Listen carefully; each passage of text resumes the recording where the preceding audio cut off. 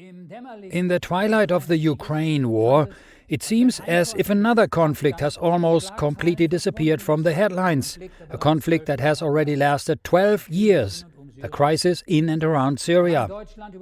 Germany alone transfers 1 billion euros to the UN's Syria aid program year after year. The letter reiterates time and again that there is no military solution to the Syrian crisis. In October, the UN Human Rights Council adopted a resolution confirming that Syria is an unsafe country. The Council also condemned the grave human rights situation in Syria. The ambassador of the Syrian Arabic Republic to the UN in Geneva condemned the decision and pointed out that the UN-led political process is based on dialogue between Syrians and their exclusive right to shape the future of their country away from foreign interference. Is Syria an unsafe country? Is it at war? And how are the people dealing with their apparently never-ending misery? We are now talking to someone who can answer these questions better than most of the foreign journalists and observers, because Syria is his home. He was born in Aleppo in 1943 and lives there, except for a few years. His Excellency, Archbishop Clement Jeanbart, Archbishop Emeritus of the Melkite Greek Catholic Church of Aleppo. Please do not forget us, the Archbishop appeals to the world. Now here on EWTN TV UN blog.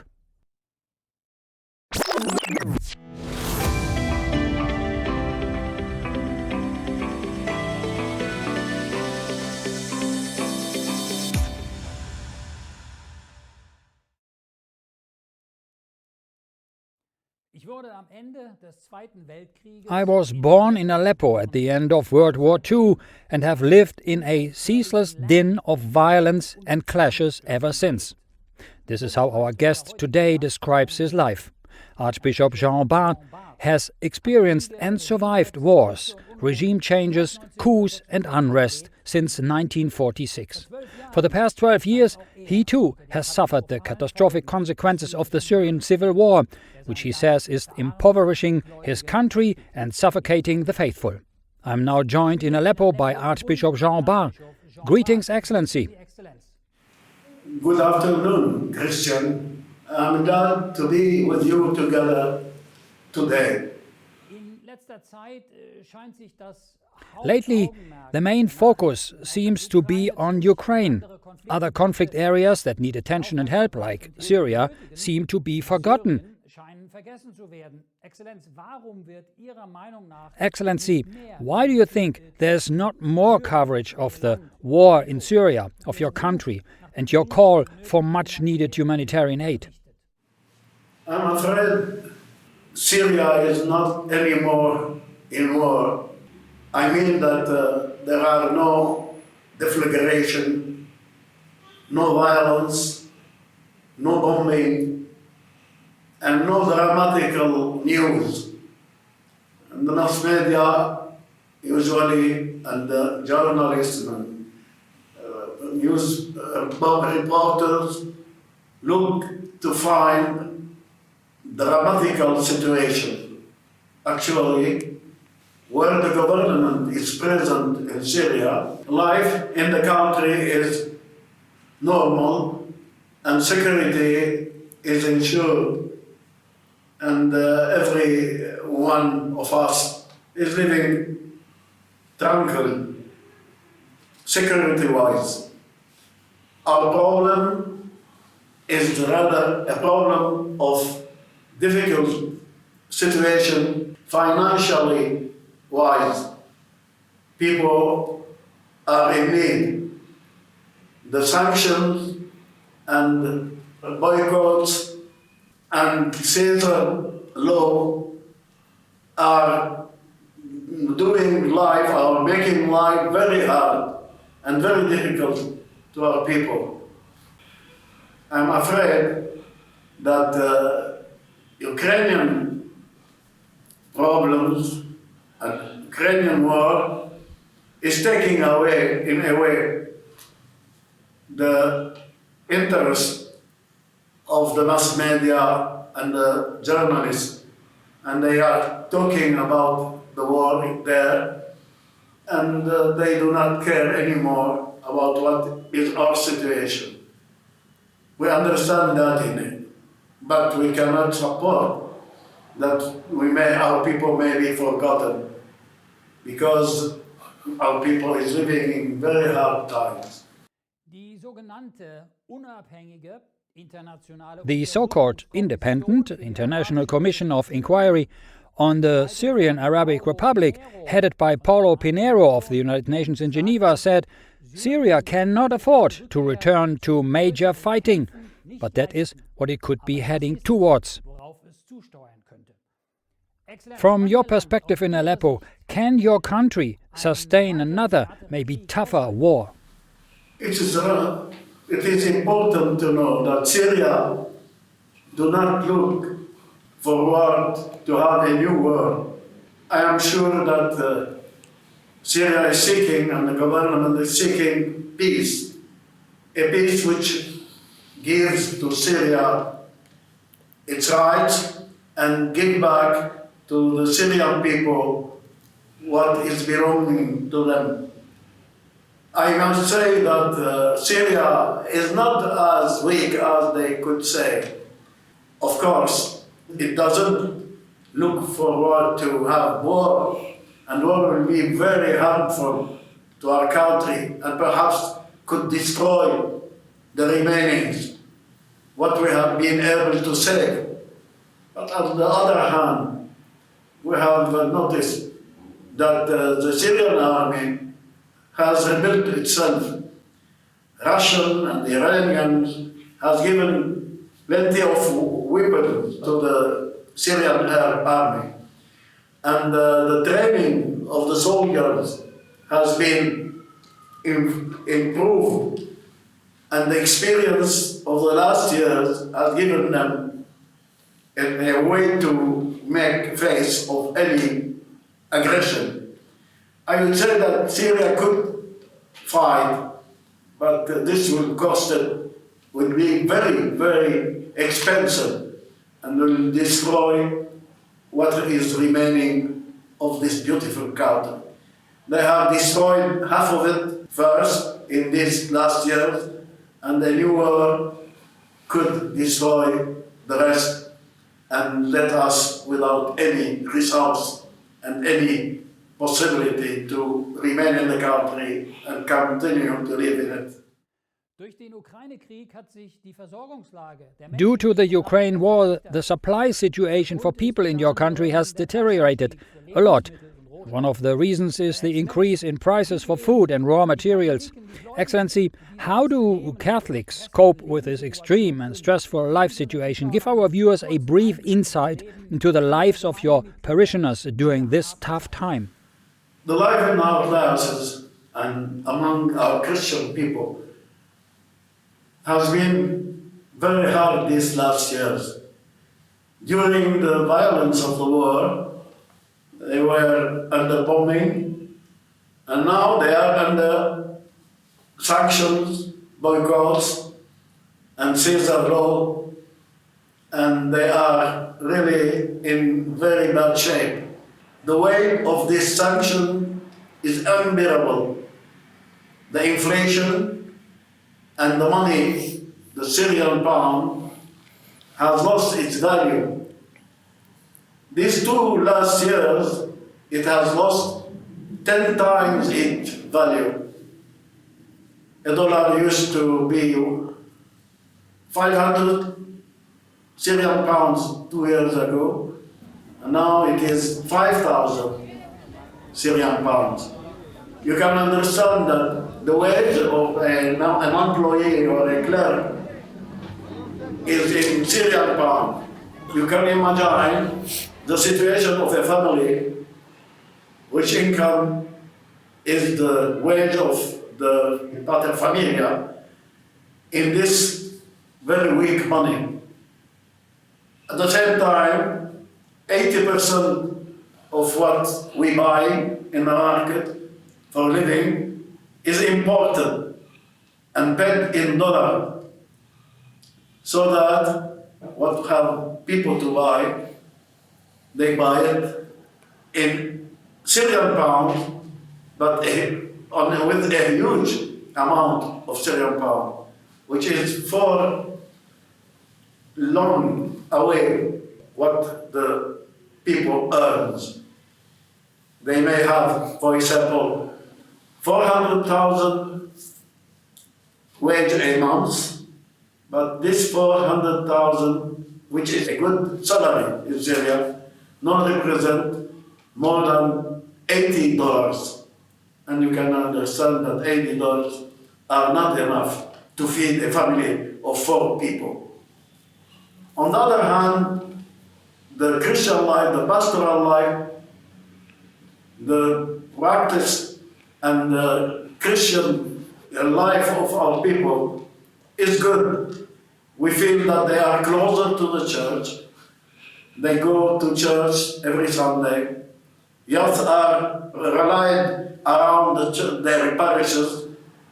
The churches and the parishes halls are always full, and our schools are functioning even though the cost is high.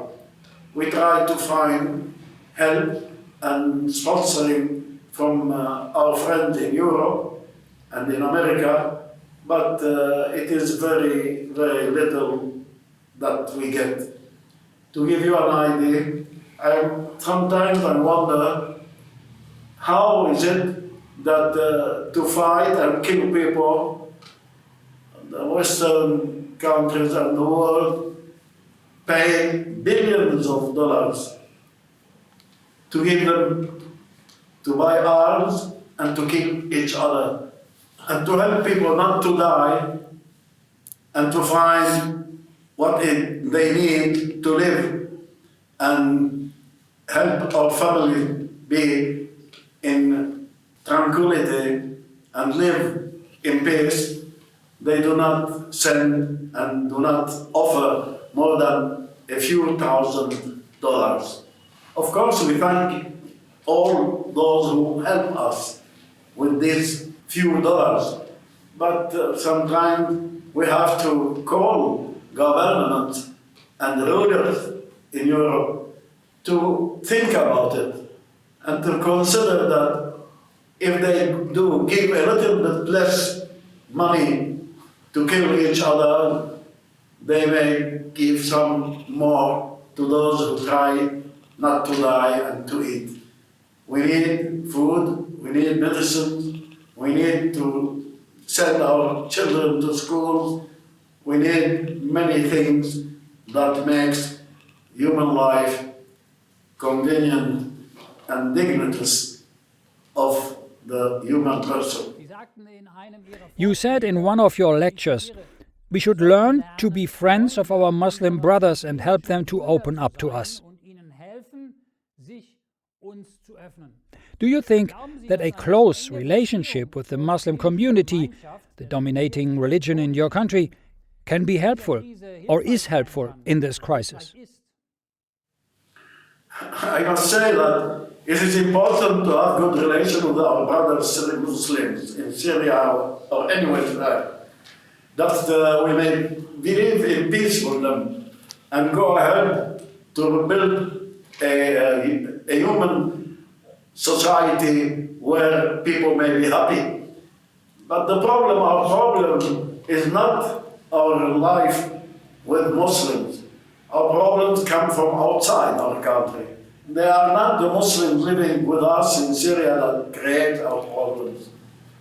And it will not do anything to stop this injustice and this war if we have good relations with Muslims in the country. We have them. We have this good relation, but the sanctions, the boycotts, Caesar law, all pressure are doing our life very hard. And this is the problem. The problem is that the West may stop punishing us and sanctioning us and impeding us to live and to work. may I please ask you to say a few personal words directly to our EWTN TV viewers and listeners and readers, and then extend your blessings. I address to our listeners, to all the friends who come to this canal, to this chain of television, and I tell them that we love them. We expect that they understand us, that they may have a free look on what is happening and going on in our country. To be careful not to take all the news they have as right news or verity or as a fact. There are plenty of fake news, and sometimes in these days I am keen to compare what is happening to the Tower of Babel, where everybody speaks and nobody understands anything of what is said. And the multiple speeches and the multiple information you have could be cut off for 50%. Please try to follow the event with good information station and officers, and not to let anyone who is giving fake news to persuade you of what is not the reality. We are suffering, we accept the suffering we have, we try to encourage our people, but we need also to be understood, and we need you to make pressure around you, on your governments, on the politicians. Please tell them to have some pity for us and to leave us live in peace. I would like you to try to do whatever possible to take off the sanctions, the Caesar law, and the boycotts, that our life may be a little bit less bad, miserable.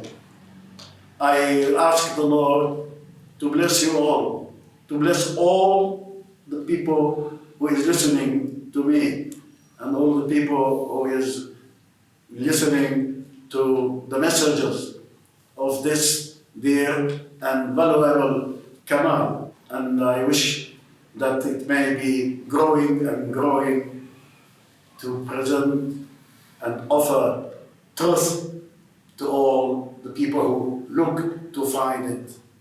And thank you very much. Pope Francis has spoken very frequently on the Syria crisis. For example, in September, in one of his audiences, he pointed out that the crisis in Syria remains one of the most serious in the world, in terms of destruction, growing humanitarian needs, social and economic collapse, and poverty and hunger on a terrible scale. At the conclusion of the audience, Pope Francis presented those present with a postcard print of a painting by Italian artist Massimiliano Ungarelli. The Holy Father said, quote, "This image of a Syrian father fleeing with his son corresponds, in my opinion," the Pope said, "to the way Saint Joseph had to flee to Egypt. He did not travel in a carriage. No, he was on the precarious flight in this way. I want to offer it to you so that when you see the Syrian father and his son, you will think every day of this flight to Egypt, of this people who suffer so much." Thanks for watching. God bless you.